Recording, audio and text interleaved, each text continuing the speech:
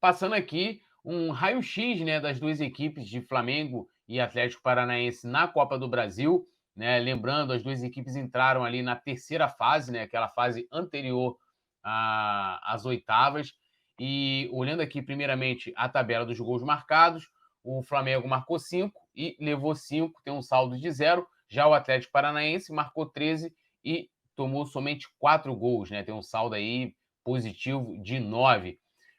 O Flamengo, na terceira fase da Copa do Brasil, enfrentou o Altos do Piauí e o Atlético Paranaense recebeu o Tocantinópolis, né?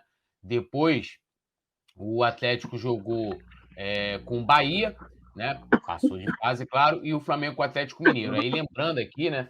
O Flamengo venceu o Atlético na primeira partida, aquele jogo duríssimo, em que tomamos um gol de bicicleta do Altos, né? Foi 2-1 Flamengo. No jogo de volta foi 2-0. Já o Atlético goleou o Tocantinópolis no jogo de ida, 5-2, e goleou de novo no jogo de volta por 4-0. Já Flamengo e Atlético, né? E Atlético Mineiro, no caso, todo mundo lembra, 2-1 no primeiro jogo, 2-0 no segundo, Maraca, o inferno. E o Atlético venceu o Bahia na ida, né, por 2-1, e repetiu o placar na volta também, 2-1. Né? São aí. O Bahia tem um saldo muito positivo por conta do Tocantinópolis. E isso não vai entrar em campo amanhã, né, Nazário? Mas eu acho que o histórico recente das duas equipes, o Atlético se apega muito a isso, apesar de que quando estava valendo taça, a gente ganhou, né? Que foi a Copa do Brasil de 2013 e também a Supercopa do Brasil. O Flamengo não tomou conhecimento, inclusive, né? Aplicando ali, sapecando uma goleada no Atlético Paranaense, mas eles têm sido uma pedrinha no nosso sapato vamos dizer assim, nas fases eliminatórias, né? Nos eliminaram em 2019 e depois em 2022. E aí, Nazário, diante desses números aí, como é que está a sua expectativa para a partida de amanhã? Isso a gente pode levar em conta o histórico ou teremos Gabigol com sangue nos olhos para se vingar? Então, eu acho que é um jogo que tem um apelo muito interessante, né? O Flamengo, eu particularmente não gosto do Flamengo jogando com vantagem, mas todos nós gostamos quando o Flamengo decide em casa.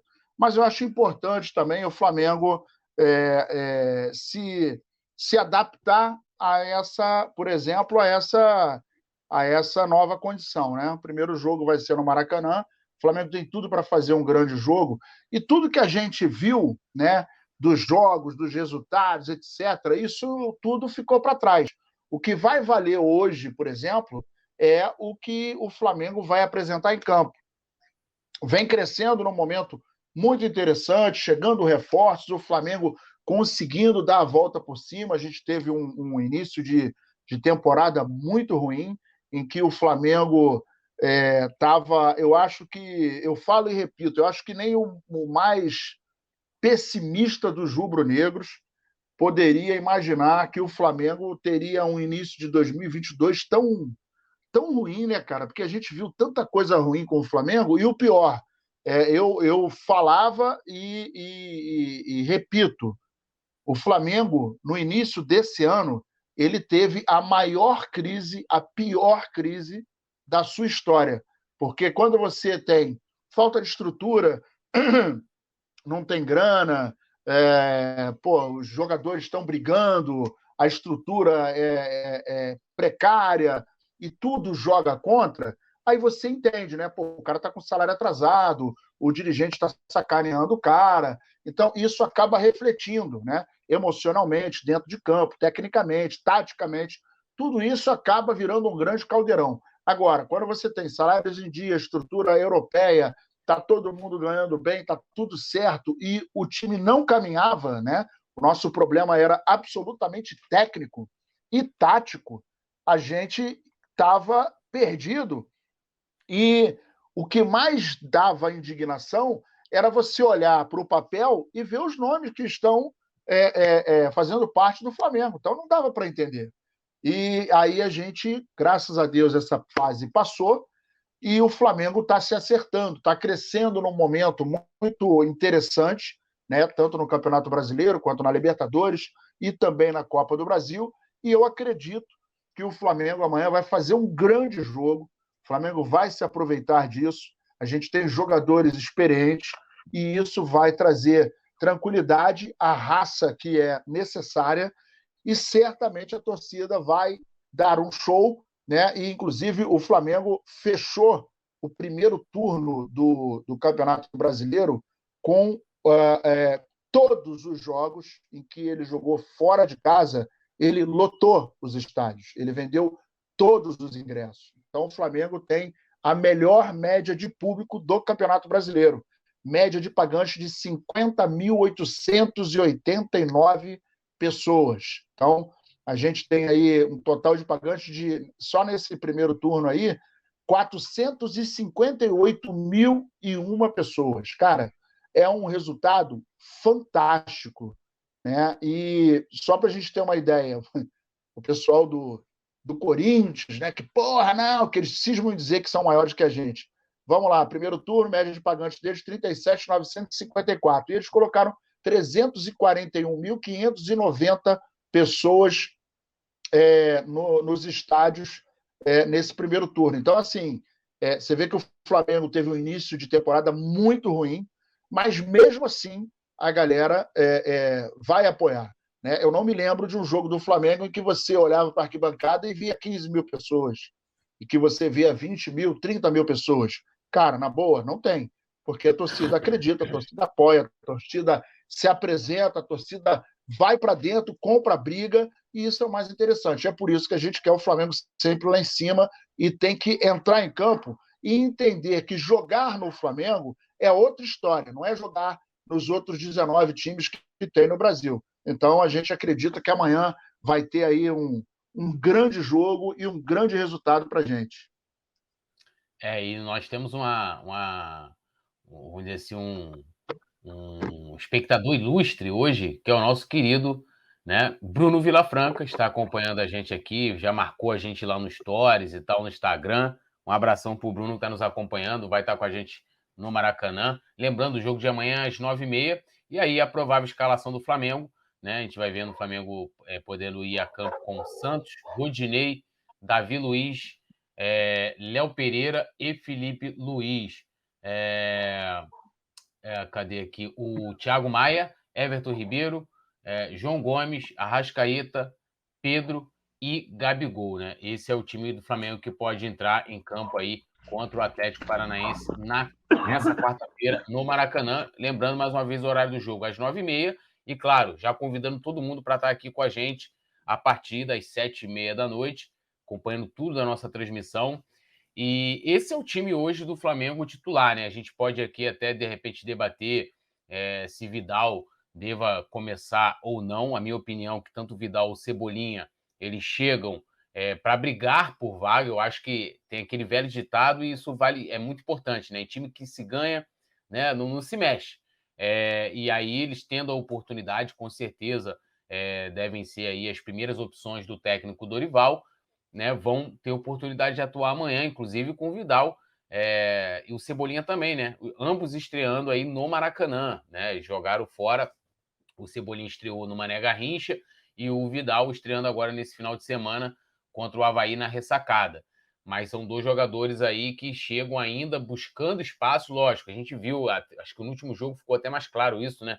Como era um jogo mais complicado, o Cebolinha um pouco mais fora de ritmo ali, né? Você via que ele ainda não está 100%, assim como o Vidal também, que pior do que o Cebolinha, né? Anteriormente, ele olhando lá os números dele na equipe dele anterior, na Inter, né? Estava fazendo aí poucos jogos, então é aquela coisa de ir aguardando jogo por jogo, e é uma briga boa. Mas, Nazário, passando aqui para você, já vou ler aqui a galera do chat também.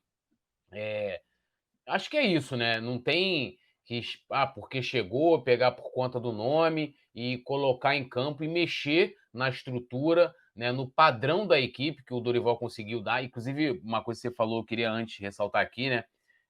O Flamengo, a colocação hoje do Flamengo no Campeonato Brasileiro, a gente saindo da 14ª colocação para 6ª colocação, terminando o turno dessa forma com o Dorival, né? O tempo que a gente acabou perdendo com o Paulo Souza, e ele conseguindo ainda encaixar Pedro e Gabigol juntos. Queria fazer sublinhar essa questão, Mas eu queria saber, Nazário, e aí? Já jogaria já logo o Vidal e o Cebolinha ou colocam no decorrer da partida? Como é que seria a programação do nosso técnico Nazário para o jogo de quarta-feira? A gente tem essa formação aí e é o que vem dando certo no Flamengo, né? É o que o Flamengo conseguiu se transformar. Falando de frente para trás, né? A gente colocou, a gente não, o Dorival está colocando aí, por exemplo, Pedro e Gabigol. Pedro e Gabigol, que na filosofia de outros técnicos seria impossível jogarem juntos. E a gente está vendo que não. A gente está vendo que tanto o Gabigol quanto o Pedro conseguem conectar é, é, as jogadas no ataque. O Gabigol, diferente de muita coisa que as pessoas falam, ele não é um cara egoísta. Ele é um cara que procura o Pedro. Ele é um cara que acha o Arrascaeta quando o Arrascaeta pisa dentro da área. Ele é um cara que se movimenta muito, precisa de alguém para ficar como referência dentro da grande área. Então, isso o Flamengo ganha muito, porque confunde a defesa e nós temos aí os dois melhores artilheiros, os dois melhores jogadores, dois grandes artilheiros, os dois melhores atacantes, se não for os dois melhores, são dos melhores artilheiros que nós temos no Campeonato Brasileiro. E o resultado a gente está vendo, não precisa falar muita coisa. Falar de Arrascaeta, a gente não precisa, né? Arrascaeta é um gênio, é um cara que pisa na área, que aparece, que deixa a galera na cara do gol, que cadencia o jogo ali no momento em que é necessário. Obviamente precisa de espaço, mas precisa de ter alguém perto dele ali. Thiago Maia, aí tem o Everton Ribeiro, que está voltando a resgatar o seu futebol. Esse é o Everton Ribeiro que a gente conhece. Claro que ele está ficando mais velho, está perdendo um pouco de velocidade, isso é muito natural, mas tecnicamente é um cara que joga demais, ajuda muito na recomposição, tem uma inteligência e um toque de bola de primeira, né? Então ele acrescenta muito. Thiago Maia e João Gomes virou o nosso xodó, né, cara? O João Gomes chegou para ficar, chegou, tem personalidade, entrou bem. Thiago Maia crescendo muito, e isso faz com que o Flamengo ganhe muita consistência no meio-campo, principalmente se o time tiver compactado. A gente ganha muito na questão de marcação, a gente ganha muito nos botes em que o João Gomes está dando ali, juntamente com o Thiago Maia, que está jogando o fino da bola. Na linha de zaga, a gente viu o Léo Pereira subindo de produção, o próprio Davi Luiz subiu muito de produção também, tem jogado seguro. No jogo do Corinthians, por exemplo, botou o incrível Hulk no bolso e fechou o zíper. O incrível Hulk não conseguiu fazer absolutamente nada, nem respirar. Do lado direito, a gente tem o Rodinei, que para mim está vivendo um bom momento, mas ele é flutuante, né? Ele dá aquela flutuada, tem bons momentos, depois nem tanto. E do lado esquerdo, o Felipe Luiz, que joga muita bola, que sabe muito bem se posicionar. No entanto, não tem mais perna para conseguir segurar a onda de um atacante com velocidade. Então tem que ter uma atenção mais especial ali do lado esquerdo. E o Santos, cara, o Santos conseguiu tirar o foco do início do ano que nós tínhamos com o gol, né? O problema com o Diego Alves, o problema com o Hugo. Ele conseguiu terminar com todo aquele problema, toda aquela nuvem negra que estava acontecendo embaixo dos três paus. Chegou com muita tranquilidade, com muita simplicidade, jogando feijãozinho com arroz, toma pouco gol, orienta o time, é muito bem posicionado dentro da área. Então a gente conseguiu tirar o foco desse problema que deixava a gente muito preocupado e dar mais tranquilidade ao time. Então você vê que o time, eu estou falando de frente para trás, mas todas as posições que eu fui falando é onde o Flamengo foi se acertando e com o que tem dentro de casa. E o que mais agoniava a gente era ver o início do ano esse time que aí está, que não conseguia jogar bola. Mas as coisas estão entrando no eixo e o Flamengo está subindo a ladeira de maneira satisfatória. Antes da boa noite aqui ó, estou falando aqui, ó, pro irmão gêmeo do Rodinei, vou pedir para a produção para fazer uma enquete aí, colocar aí vocês iniciariam a partida de amanhã com Vidal e Cebolinha? E aí a galera vai votar aqui, a gente vai comentar também. O Nazário acabou de falar agora. E, Petit, boa noite, meu camarada. Seja bem-vindo aqui para o nosso resenha pré-jogo. Só tirando uma dúvida aqui do pessoal, acho que foi o Alzira abaixo que perguntou quem vai ser o árbitro de amanhã. Quem apita o jogo de amanhã é o Luiz Flávio de Oliveira, ele que vai estar ali sendo o árbitro principal desse jogo. E aí eu te pergunto, Petit, diante aí dessa provável escalação do Flamengo, para o jogo dessa quarta, você iniciaria Vidal e Cebolinha no time titular ou seria mais comedido, deixaria para entrar no decorrer da partida? Boa noite, nação rubro-negra. Boa noite, meu amigo Túlio. Boa noite, Nazário. Toda a galera da produção aqui do Coluna do Fla, galera do chat. Quem chegou agora aí já chega dando like pra gente aí dessa moral. Mas eu vou falar para você, o Túlio, no meu ponto de vista, Túlio, é muito difícil você achar, você encontrar um time, você encontrar um grupo. E parece que o Dorival encontrou um grupo que consegue jogar bem já há alguns jogos, né? Então, o que acontece? Hoje eu vejo o Vidal e o Cebolinha, pelo menos nesse momento agora, estou falando agora no presente, eu vejo eles como opção. Eles são mais duas opções que o Dorival ganhou. Mas eu, como você perguntou, se eu mexeria, se eu fosse o Dorival, não. Se eu fosse o Dorival, eu vou com esse time aí, esse não mexeria em nada. Se de repente, no segundo tempo, a gente precisar de alguma coisa diferente, aí sim, como precisou no jogo contra o Avaí. Ele fez uma mudança ali quando ele tirou o Diego, que o time do Flamengo, mesmo em 2019, de vez em quando atacava meio torto. Por quê? A gente tem o Felipe Luiz que ataca mais por dentro. O Felipe Luiz dificilmente ataca por fora. O lado direito do Flamengo, ele sempre foi efetivo. Mais efetivo até do que o lado esquerdo. Só que a gente tinha um cara que voava, que era o Bruno Henrique. Então, o Bruno Henrique dava esse equilíbrio ao Flamengo. Hoje, o Dorival encontra uma outra forma de jogar, um pouco diferente da do Jesus, muito diferente da do Paulo Souza, e ele encontrou. E se ele encontrou, irmão, eu duvido que ele vai querer mexer. É difícil você conseguir encontrar tantos jogadores hoje que jogam, que estão jogando bem, o próprio Rodinei. Na escalação da semana passada, eu senti falta do El Pereira. Olha só o nível que a gente chegou. Você não vê o Léo Pereira na escalação, você fala, cara, tem o Léo Pereira. Entendeu? Então, eu não mexeria. Para mim, é esse time aí que vai a campo. Claro, com Cebolinha, Vidal e outros jogadores aí que pode ser utilizado no segundo tempo.